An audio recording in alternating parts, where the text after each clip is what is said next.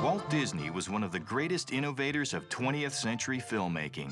Whenever his artists faced a technical challenge or attempted something that had never been done before, Walt and his engineers invented a solution, like the multi-plane camera in the 1930s for creating depth and three-dimensional effects. Or they would adapt existing technology to their own needs, like the Xerox process in the 1960s, which simplified the ink and paint stages of production. But as important as these technical innovations were, Disney also pioneered new ways to refine the storytelling of his films. He was the first to develop his stories through storyboards. One of his least known innovations outside the world of animation was the sweatbox.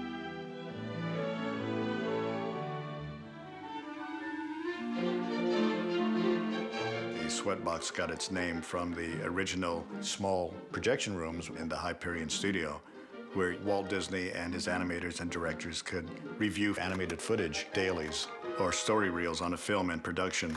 These little rooms didn't have air conditioning, so that was one reason they were called sweat boxes. There was another reason, and that was that Walt was looking at your work and applying his critical eye. The story was developed on storyboards and pinned up in sequence. Once the storyboard was approved, each individual sketch could be removed from the board and photographed. When Disney first started cutting together story reels, he used to shoot them on a Leica camera. And so the running story reel became known as a Leica reel. They might have a rough soundtrack of music or actors' voices. Sometimes the story guys might do the voices themselves. And Walt and his animators and directors would sit in the sweatbox and watch the movie. Now, the movie is not actually moving motion picture. It's just a series of still drawings in sequence. But you still get a sense of the pace of the film. Morning, fellas. Hi, Walt. I can only imagine what it must have been like for the lights to go down, the projector beam to come up, know that Walt is sitting in the front row with the one eyebrow arched and looking at your scenes rolling by. Walt was so smart about so many things back then. He had a stenographer take notes at those sweatbox sessions. The sweatbox notes still exist today. We can see what Walt was saying and what the animators said back to him, and it's fascinating to actually be able to relive that history. Let's roll sequence 10.1.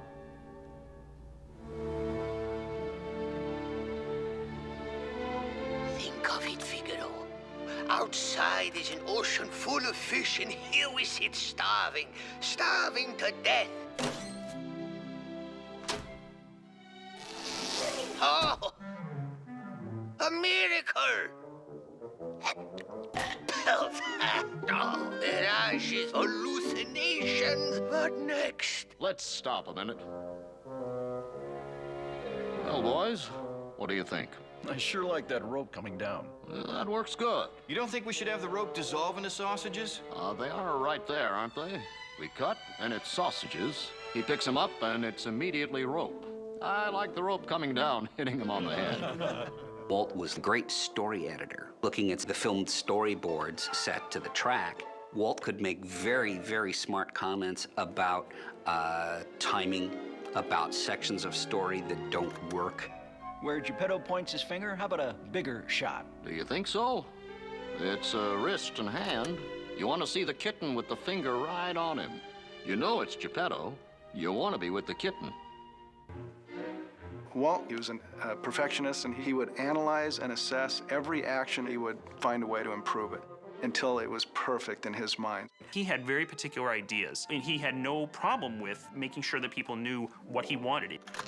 Walt was very, very precise when he looked at pencil tests, and he would make notes, and people would be kind of quaking in their boots. Get Pinocchio always pushing through that water. It gives a nice effect. Whenever he relaxes from this, he floats up there. He floats up, the rock stops him, and then there is a little rebound. When he turns around, Pinocchio would sort of pull himself in the water. All our walking should be slow motion. He's got a weight behind him, and there is the water also holding him back.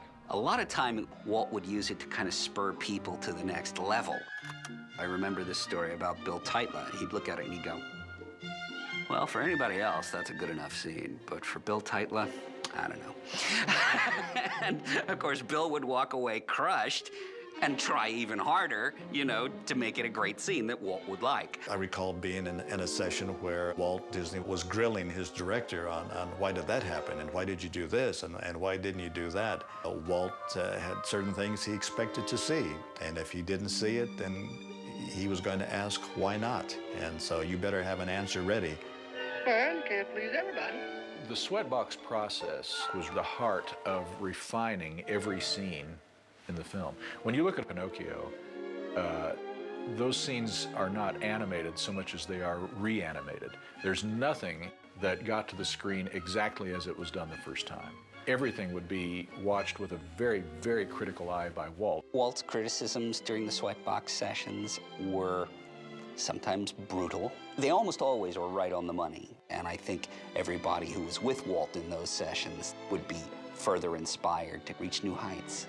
Sweatboxing still works. It's still how we build a film, how we create a film. It's just part of that marvelous, magical process of animation.